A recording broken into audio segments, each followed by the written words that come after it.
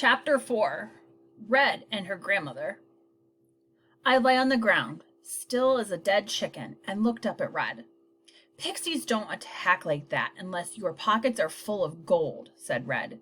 Did you steal some? No, I said, scrambling to my feet. I brushed off the dirt and backed away a little. Even though Red never made fun of me, she still made me nervous. Once a boy teased Red about her name, and she punched him in the nose so hard her name was running down his face. That's when everyone understood her destiny. I'm not going to hit you, she said, as if she could read my mind. What are you doing in the woods? Just thinking, I said. I wanted to ask her the same question, but suddenly Red stepped forward and pointed toward my neck.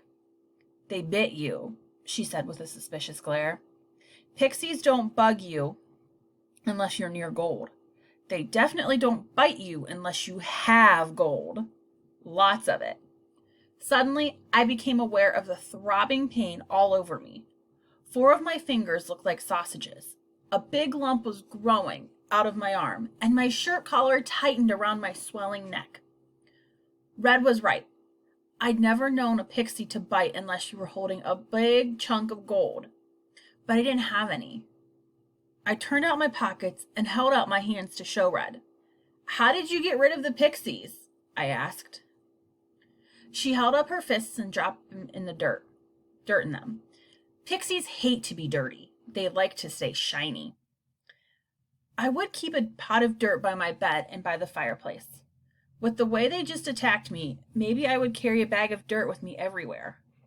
The village bell began to chime, making us both jump. Baby's been born, said Red. Yes, I said. Soon a gnome would run through the village announcing the baby's name. After the name was spread, the villagers would talk all day about the quality of the name, the length and the sounds.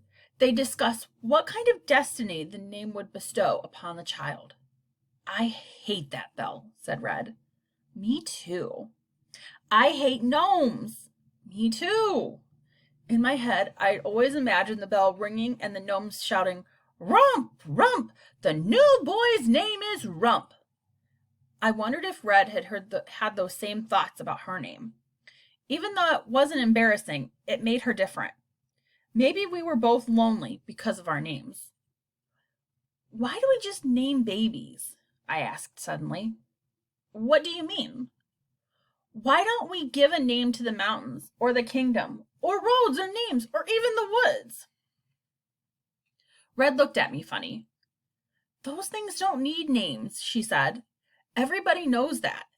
Names hold power, and a power shouldn't be wasted on something that isn't living. A village doesn't need a destiny, but sometimes places feel alive. Sometimes they feel powerful, like they could have a destiny. Just like people, like these trees. They feel alive. They are alive, said Red.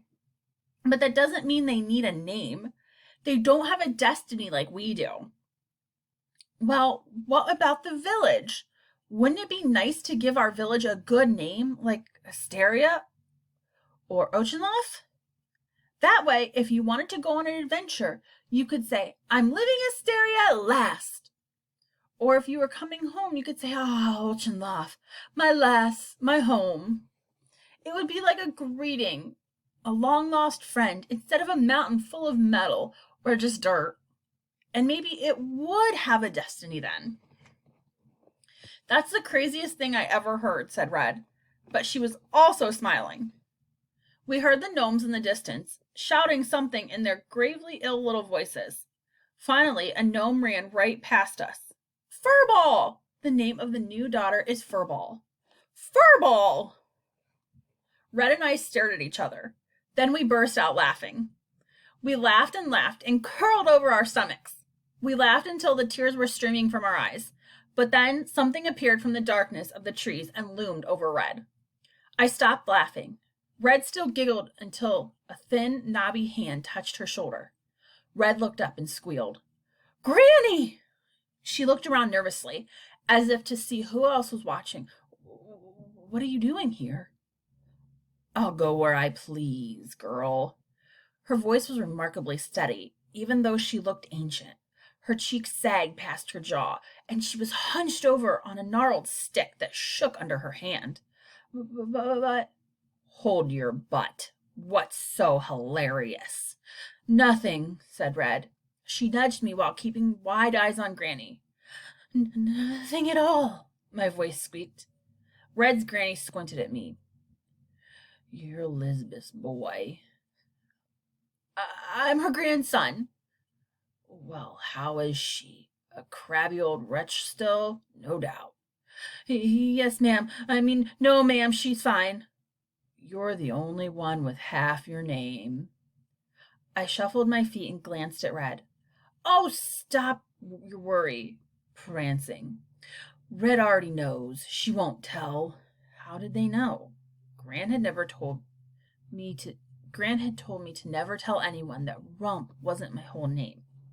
Some people might think half a name would make a person addled in the brain or even dangerous.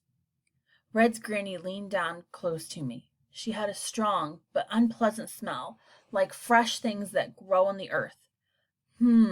She said, staring into my eyes. You'll find it all.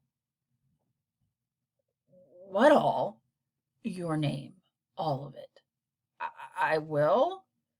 Red's Granny suddenly looked very wise, and maybe even less crouched and wrinkly. Not before you cause a heap of trouble, though, and you have to find your destiny first. But I thought my name was my destiny. No, other way around. Find your destiny. You find your name. It's right under your feet. I looked under my feet. Just dirt. My brain felt all tangled. Red's Granny came even closer and hunched over her face so it was level with mine.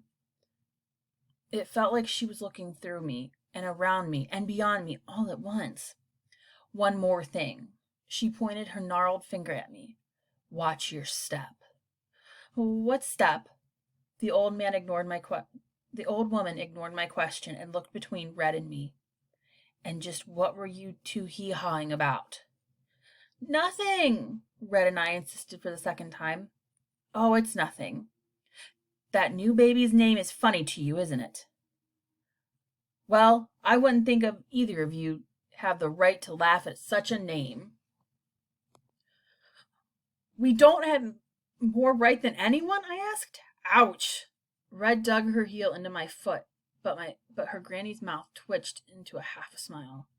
For someone with half a name, you're pretty smart, said Red's Granny. Give Elizabeth my warm regards, crabby old wretch. I stared after the old woman as she hobbled away and disappeared in the trees. Your granny's strange. Red turned all red all over and stamped her heel on her foot. She is not. She marched off, kicking up dirt that flew in my face.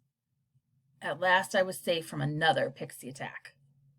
At home, I told Gran that Red's Granny sent her warm regards, but left out the crabby old wretch part.